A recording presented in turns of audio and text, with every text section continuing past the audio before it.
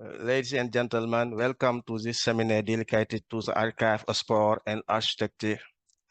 We are gathered here to explore the rich intersection between these two fields.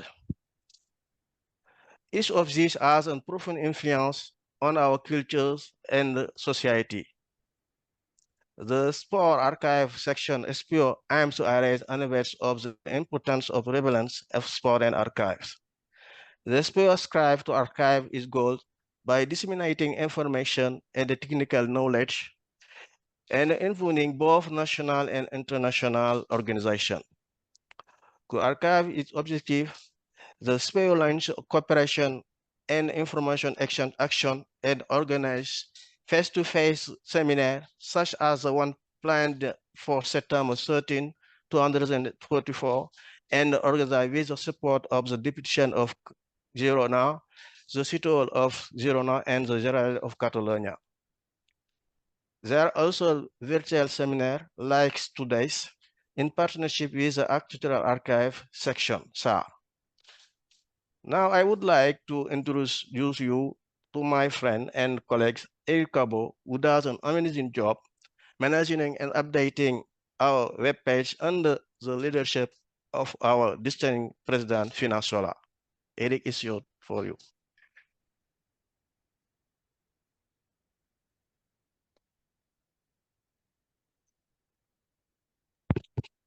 Thanks, Dudu. So we propose you 3 questions for every member of the roundtable, and everyone has 3 or 4 minutes, no more. We cut the microphone if all of you finish the time, okay? And we hold over questions relation to archives on sports, relation to architecture section, and we decide put 3 questions, and at the end of the presentation, all of the members of the roundtable can show a little images for explain in every case some questions relations to the photographies relations to the architecture section. So the first question we have is what kind of architectural archives hold documents related to a sport and why? So I don't know who of you want to begin to answer. For example, Column. Well, thank you, Enrique, and thank you for the invitation to participate this afternoon. What kind of architectural archives hold records relating to sport? Well, I think the answer to that is really quite a broad one, because when you think about sport, organized sport in particular, and any spectator sport, then you need infrastructure. And once you need infrastructure, somebody has to design it. And that's where architects come in. Not always, often it's engineers and other people, but you know, eventually it'll be an architect who get involved. And so, you know, any organization that concentrates on collecting, preserving, and making accessible architecture will naturally encompass in its collections sport infrastructure. And that's certainly true here in the Irish Architectural Archive. We have drawings for very small sports infrastructures right up to proposed Olympic stadia. We've never held the Olympics in Ireland. We're unlikely ever to, but that hasn't stopped Irish architects trying to design Olympic stadia, mainly as exercises. So that's a very broad answer to sort of start you off. Pretty much any architectural archive might have some records relating to sport. Thanks, Colin. You has used only 2.5 minutes. Perfect. So, Susanne, your turn.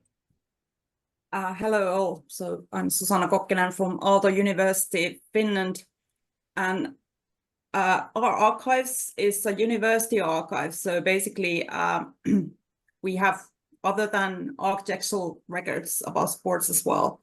As Colin Collins just said, architecture is very much intertwines with sports when you think of the sports infrastructure. So basically we have student work related to sports related buildings. Then outside architecture, we also have design plans, so to say, about sports equipments and stuff like that. And also, of course, being a university with over 100 years of history, we also have student events related to sports. So basically, that's our archive's relations to sports. Thank you. Thanks, Susanna. Yolanda. Hello. Hello, congratulations to the Expo, and thank you very much for inviting me to participate. The question one, in the General Archive of the University of Navarra, 350 personal archives are kept. There are 26 architects' archives, and 10 of them have records of sports installation. In the archives of architects, we can find the records of the sports installations made by an architect and which have been preserved first by him and then donated to the university. If anyone is interested in the colloquium, we can talk about who are the users of this kind of records. We can also talk about the different types of sports installation whose documentation is preserved. And even I can talk about a very popular local sport in the Basque Country and Navarra, and their installations. And the two questions, generally an architectural project consists of descriptive report, architectural plans, for plans, section, elevation, construction details, structural plans, foundation, structure, installation plans, electrical, plumbing, and sanitation, calculation, technical specification, and in many cases, canceled plans, sketches, diagrams, drafts. We can also find photographic material and models which provide interesting information. And finally, the three questions.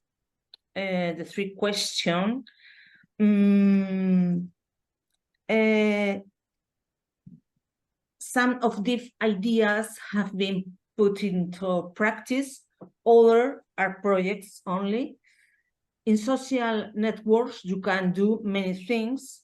If anyone is interested, we can discuss some example in the colloquium.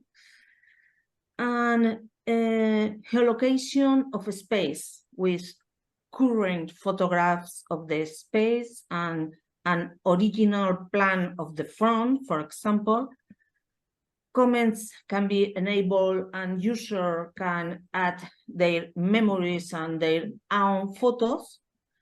It is also possible to link to the website. In the case of the installation, there are styles active.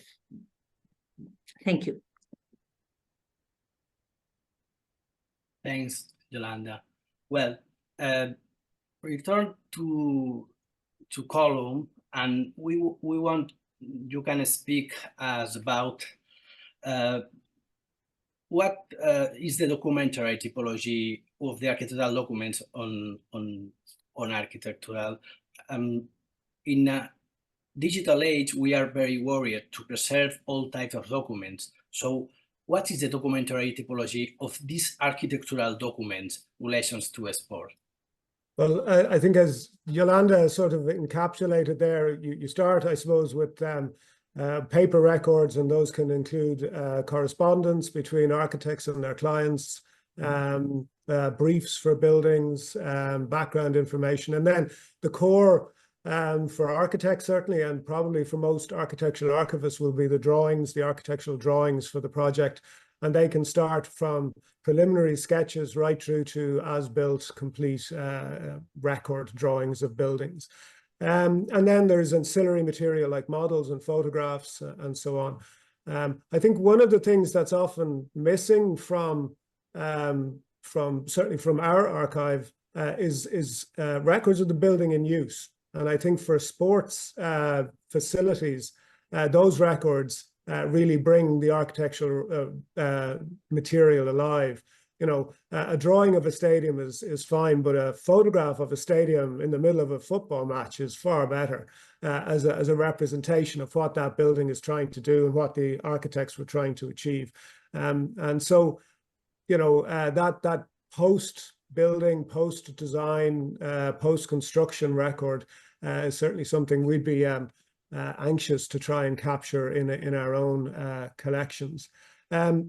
In terms of the digital, architectural archives present particular difficulties because architectural design software houses have been notorious for not making their software backward compatible. And so preserving the ones and zeros is a challenge in itself, but accessing those ones and zeros over time is problematic, and not just for architectural archives, but for architectural practices themselves. You'll talk to them and they'll say that they can't access their early records because they changed software, or they didn't maintain the license, or they skipped a generation of the software, and so on. And so it is a huge challenge to us to try and overcome that. And of course, we've moved beyond the age of CAD or computer-aided design into BIM, building information modeling. And however bad it was back in CAD, it's, I think, 10 times worse now that we're in the glorious age of BIM. Anyway, I'll pause there for the moment. Thanks, Colum. Susan, your opinion about that question, please. Yes, it's pretty much the same as with Colum, except we don't have too many sort of digital age drawings or stuff like that, because even though the students practice those tools, most of the student work come to us as images or drawings. So basically that's the difference between like an active architectural practice. So it's much easier for us because drawings, miniature, you know, all that we can handle as any other sort of archival object that comes to the archives. And we have done quite a lot of digitizing architectural records. We have like many hundreds of thousands of slides collection that has been used for teaching and also documenting Finnish architectural sort of landscape. Most of those we have already digitized and published if possible, and also drawings we have already digitized, so they are in much usable form compared to the old ones as we speak. Thank you. Thanks, Susan. Yolanda, I think you talk about this in your first answer. So if you want yes, to put something more to discuss. I agree with Colum that the correspondence and other personal documentation of the architect is very interesting to learn more about why the architect did the building the way he did.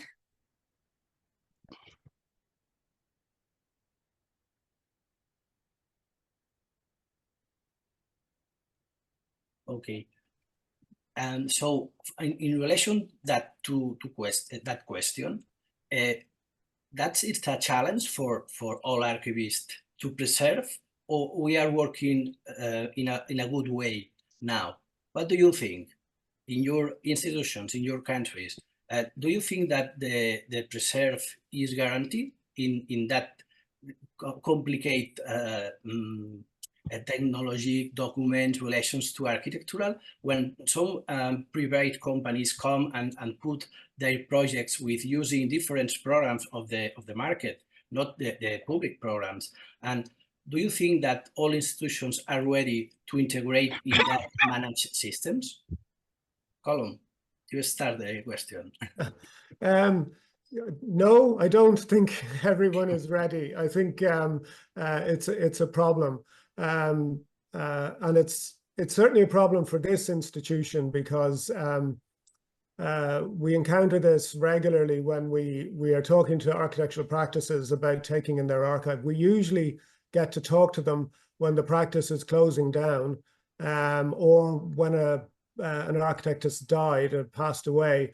And often it's too late then for the digital. You know, if you're not intervening actively as you're maintaining those records, then hoping that somebody in 5 or 10 or 15 or 20 years will be able to open a disk and save the material on it and make that material accessible is potentially, you know, futile. I don't think it's going to particularly happen. Having said that, we have taken in digital collections.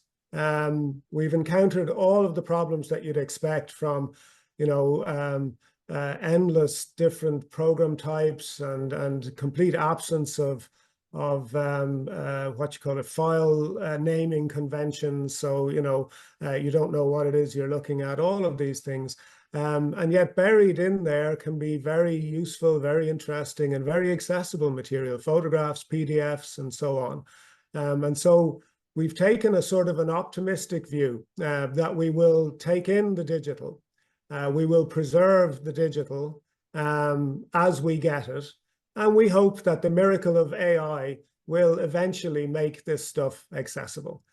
So maybe that's an entirely naive hope, but you know, I do hope that in, I don't know, 5, 10, or 15 years, I will have a CD that I will have copied onto a server that is still alive somewhere, and that I can get an AI program to look at it, and it will tell me, oh, that's a SketchUp drawing from 1987, and this is what it should look like.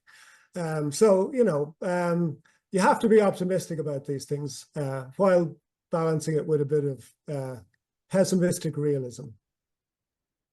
Perfect, perfect, Colin. Susan, something more?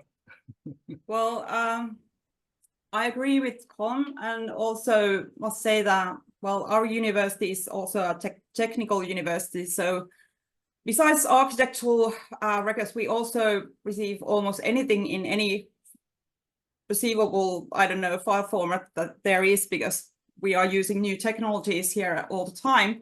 So basically we have very good system of taking all different kinds of digital file formats and objects to the archives. And we have, so far, I think the hardest has been not the recent ones, but I think it was CD-ROM or something. That was particularly hard case, but we managed to make a preservation copy of that as well. So, but it takes a lot of sort of technical details, and you have to sort of basically know pretty much all about obsolete file formats, even though you have never used them yourself ever. But that's how it goes. Okay, thanks, Susanna. Yolanda, do you want? Yes. I think we are at a decisive moment, for example, to keep the plans made by programs such as AutoCAD. Its architect use different codes to print these plans. For this, it is therefore necessary to provide us with these codes as well. It is like the relief of a photograph, that there are photographers who make of each relief a different work of art. And if we don't have these personal codes, we have a problem, because the print, the plans of one architect is different in every case. Thanks, Yolanda. Well, and so we arrived to the third question, and the third question is in relation to how we can disseminate to all the citizens that kind of documents. The question is, how can these documents be disseminated so that more users are aware of them? The question of disseminate, I suppose, is the same of the other sections to ICA, because the question, our profile, our target is always preserve the documents, conserve the documents, and put in a citizen's access, usually, and using free tools to access the documents and the digitalize the descriptions and all of them. So in that context, how can these documents be disseminated so that more users are aware of them? Colum, please. Yeah, interesting question. And I think, like any archive or every archive, we do those things. We bring in the material, we catalog the material so it's accessible. We make those catalogs freely accessible. We digitize material so that people can view it online, and so on. But I think there's an opportunity it's something we're looking at ourselves internally at the moment. There's an opportunity presented by the cycle of sport that allows us to highlight these parts of our collection. So I mentioned at the beginning that several Irish architects had attempted to design Olympic stadia for Ireland, and there's an Olympics coming up, and we've digitized this material. We will have blogs and features on our social media to capture that hashtag Olympics moment, and to reflect the fact that buried within our collections are these often quite extravagant and quite beautiful drawings for these never built pieces of infrastructure. So capturing those sort of cyclical moments is interesting. And I think also, as I mentioned at the beginning, these buildings in use in the modern age, stadia are probably the most visited type of building you can think of. They're designed to hold 50, 60, 70, 80,000 people at a time, and people experience huge emotions in these buildings. And so again, it's something that you can use to tie in, to tell stories, and to highlight this material in your collections, and then to focus through that perhaps on other lesser known works by particular architects, or on lesser known architects who might have been engaged in this type of project. Perfect, Colum. Susan? My answer is pretty much the same.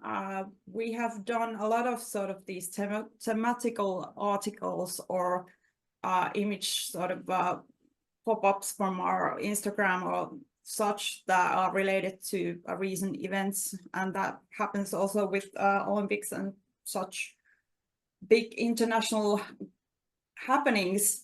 But one problem I might mention that also relates to the sports collections in our archives is copyright. So basically, before, one could say that before 2000 something, copyrights weren't usually gathered with the images. So basically, we don't have any rights to publicly, display those certain images which still have a copyright to them. So basically that's a problem.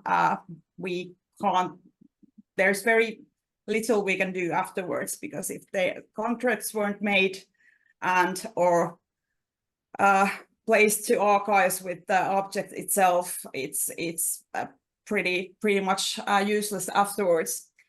But I'm all for, you know, these sort of we try to come with these thematical collections, sort of pop-ups within the National Service Finna, our own service, and also elsewhere, like in Instagram and Facebook and such. That's it. Thanks, Susanna. Yolanda, something? Yes. I said earlier that in social networks you can do many things. I would like to give some examples. One, for example, publish image, which is what attracts the most attention, with brief information that arouse curiosity and with links to more detailed description that we have on the archives websites. Two, short videos briefly explaining a project will show an image of plans and photographs. Three, short videos also with image, making a comparison between two similar projects, explaining similarities and difference. And four, some competition can be held on the networks, showing a plane or photograph and asking people to identify it.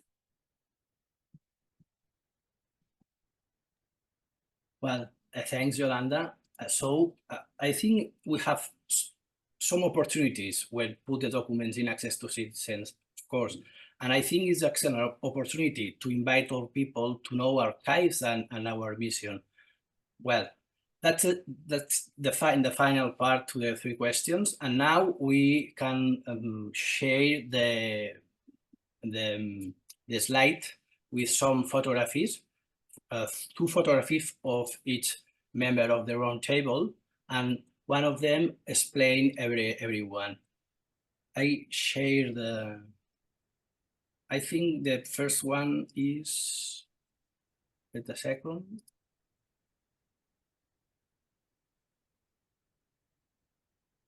Can you see my screen? Yes? Yes. So the first I think is Yes. Yolanda, no? Yes. Yes. Eugenio Aguinaga Azqueta is the architect of this plan. Aguinaga, well, this image is Galea Golf Club, and one of his most important projects of the Aguinaga, for which he received the Pedro Azúa Prize from the Basque Navarra Official College of Architects in 1965.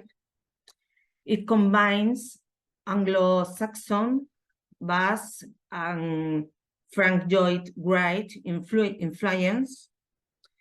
Aguinaga studied architecture in Madrid and obtained the extraordinary prize. He worked with Luis Gutiérrez Soto and José Manuel Aizpurúa. After he became an architect for the Provincial Council of Vizcaya, Country Basque in Spain.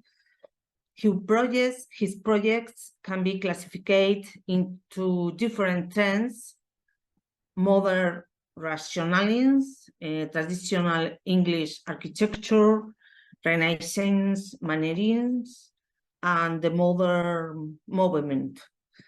He made a technical training trip to the United States in 1957, where he met Frank Lloyd Wright, Mies van der Rohe, Richard Neutra, and José Luis Church. And finally, in 2000, he was awarded the Munive Architect Prize in recognition of his professional career.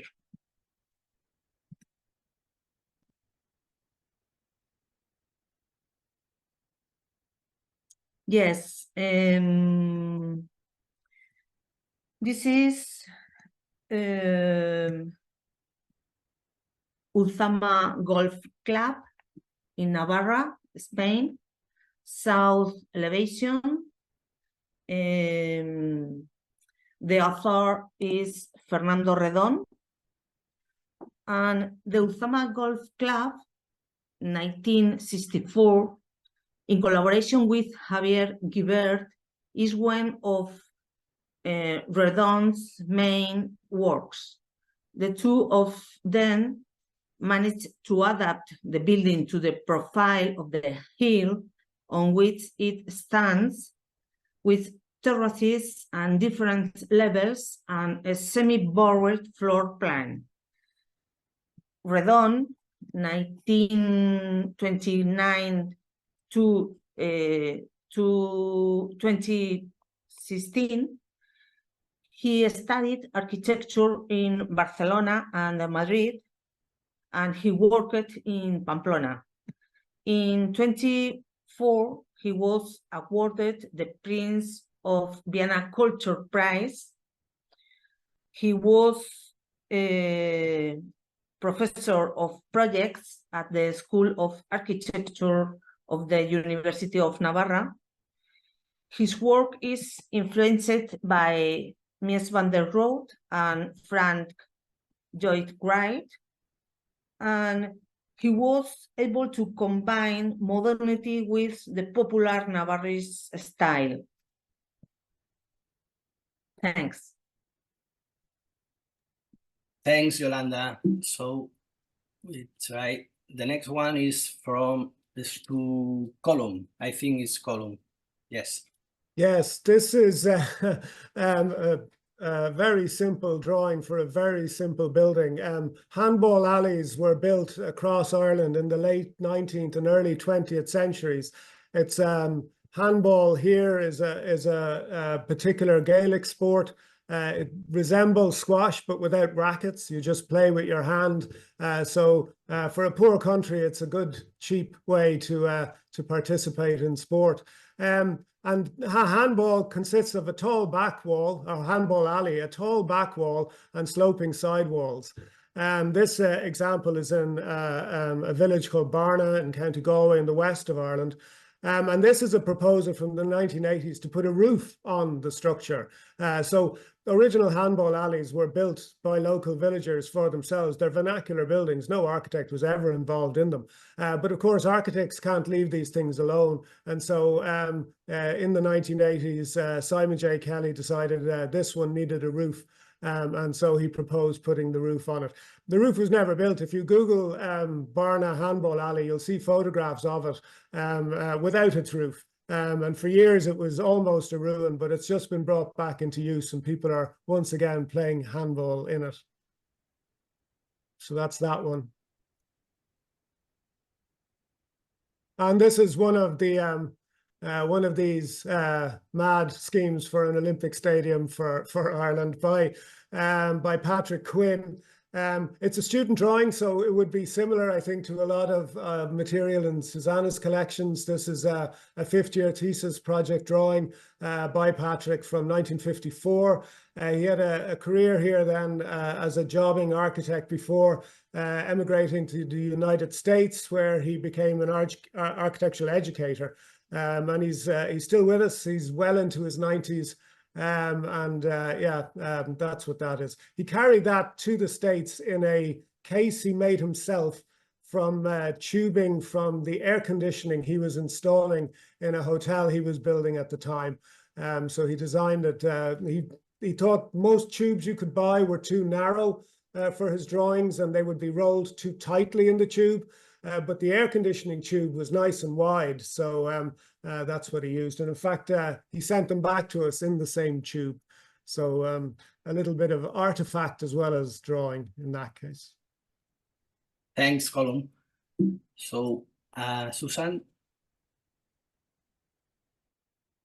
Yes, my two images are sort of linked. The first one is a thesis work by Leo-Ville Huttunen from 1949. And Otaniemi is the name of the campus area of the University of Technology, which is one of the founding university of Aalto University. And basically, they had a need for new campus area and university buildings after the main building was bombed during the Second World War.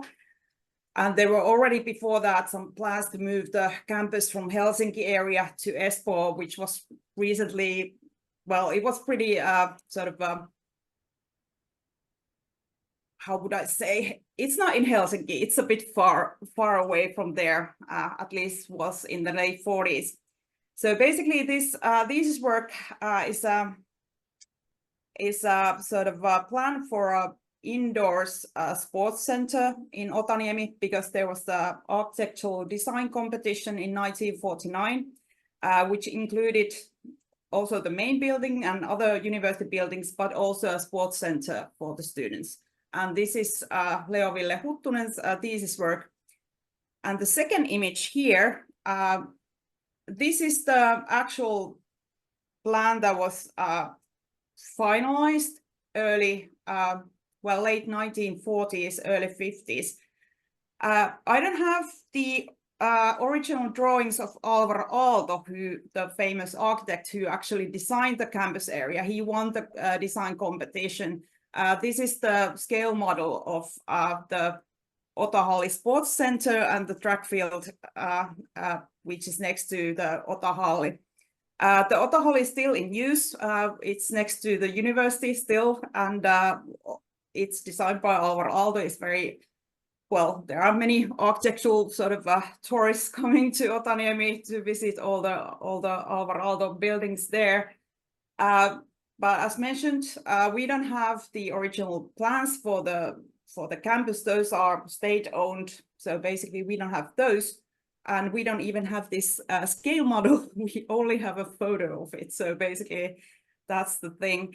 And Ireland didn't have the Olympic Games, but Finland did 1952. And before we used this Otahalli and the track field and the nearly located student buildings, student houses for their future use, they also served as an Olympic village for the Soviet countries. So basically, all the socialist countries in the world who participated in 1952 Helsinki Olympic Games, Soviet Union wanted that their participants wouldn't sort of get any Western agenda from the other competitors. So basically, they were placed, as I said, located outside Helsinki in Espoo. So they trained here and also were sort of housed over there at the campus in 1952 Olympic Games. After that, the students sort of moved in and took over. That's it. Thanks a lot. Well, that's the end of the questions. Thanks a lot, Yolanda Cajigas. Thanks, Susanna Kokinen, and thanks, Colum O'Riordan. My pronunciation, your surname is not good, I'm sure, but the next time I pronounce correctly. So now we have to pass the word to Antonio, and you have to. Yes, Antonio. Yes. When you want, you can. Well, we have not present our guests, Colum, Susanna, and Yolanda, but you notice that Colum is inside in all of this World of Architectural Archives, because he is the CEO of the Irish Architectural Archives, and so he is also a member of a lot of institutions related to his job and this interesting world of architectural archives. And Susanna is, well, she works at the Aalto University, and Yolanda at the University of Navarra since the beginning of the archive of this university. So Yolanda was also the chair of the section of architectural records, and I would like to tell something about this section, if you allow me. So the section of architectural records was created 24 years ago by the time of the ICA Congress at Sevilla in 2000, and now it has about 70 members from about 26 or 27 countries. We may say that our main objective is to encourage the identification and preservation of architectural records and architectural archives, to promote knowledge about the application of best archival practices in our archives, and to encourage the allocation of resources to architectural archives in areas of the world where specialized centers doesn't exist. We want to be a forum for all the people that works on this area, and we wanted to represent to our views inside of the International Council on Archives. And we want to maintain links with the other international community, with other institutions like the architectural museums. I would like to say also that we are an open section. 25 years ago, when the section starts, there was also some people from other areas of activity, like cartography, geography, and the reason it was that there was a lot of things, of technical issues that were close, that were similar. At that time, it was one of the important issues was the technical preservation and management of the large format draws, large format files, and these are also the same problems that now we have with the born digital files, and they are similar for the architectural activity as for the engineering, the planning, the landscape architecture, the urban design, the cartography, and so on. So we are an open section. We like to have with us also people from these areas of activity that are close to the architecture. So I don't know if I can tell something more about the section, but we can answer probably some questions from our audience. Thank you. Thanks, Antonio. So I don't know if there are some questions. You can write the questions in the chat, and we try to answer that questions. But I think there are other things that we cannot speak today. Relations, for example, the influence to climate change in a world, and relation to the capacity of buildings we are creating, we are building now to preserve our documents. And there a big relation to the tools of the new sustainability actions relation to architecture with our necessities as archivists to preserve the documents using the sustainable tools and materials, and preserve the temperatures in some countries, as Catalonia, for example, that the temperature in a summer is near to 400 now. So what do you think the relation, how do you think the architecture can influence to the new archives, using new tools, using new strategies to preserve that documents?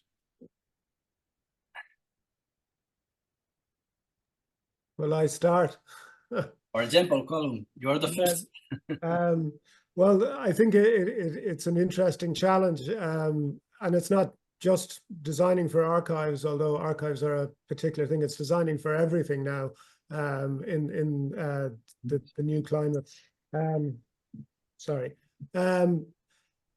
Our own archive is a passive archive. It was built 20 years ago, so it does not have any air conditioning in it. It just relies on the thermal inertia of the construction to provide a cool, dry, stable environment for paper. But Ireland's climate is changing, and so the conditions that it is designed to provide and the way it's designed to provide it are shifting slowly, and we can see that in our, in the readouts from the sensors within it. So we're in the middle of planning an extension to that, and I suspect that it will be more challenging to achieve what we want internally now than it was just 24 years ago.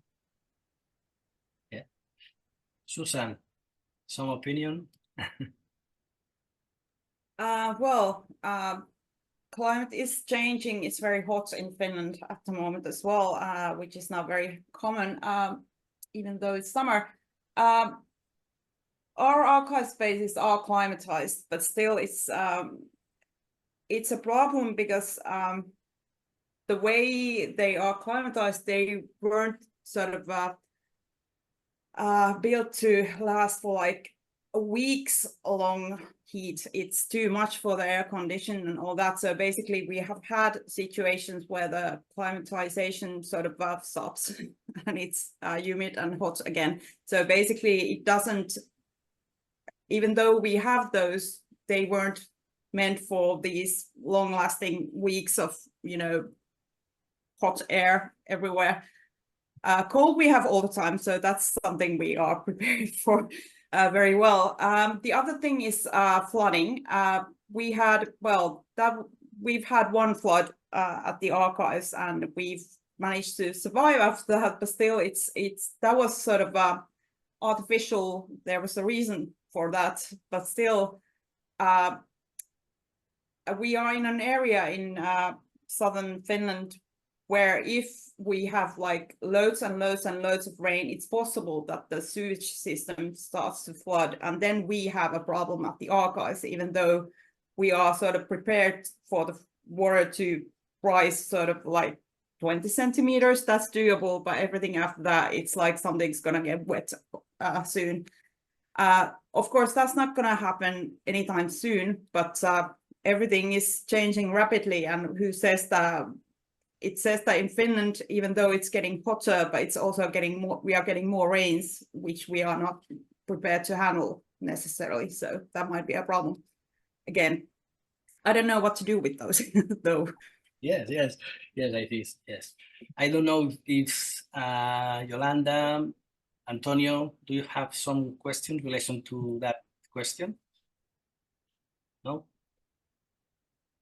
Well, I want to enlarge this view and to mention that the architectural records are very important for a lot of goals of the humanity, and I'm thinking on the Millennium Goals of the United Nations, and because these are records that can help to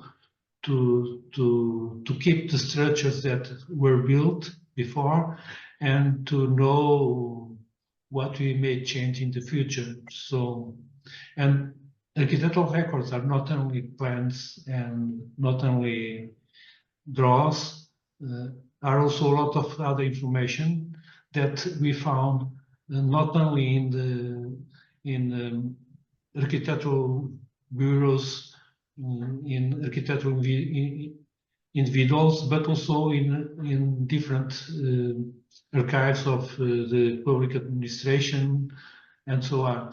And so that's why I'm a very fan of this participation of people from other areas, because architecture is not an activity that is alone. No, any architect building a house, you need to know where you will build the house and what happens to the landscape around the house. So I think that will be very interesting. That we should be aware, the archivists, of the importance of this kind of records. Okay. Okay. Thanks, Antonio. Many thanks, all of you. Well, I think we are arriving to the end of the roundtable. I don't know if there are some questions in the chat, but the session is registered, so you can access to the YouTube, ICA YouTube. And now I pass the word to the Dudu, Vice President of ICA SPO. Dudu.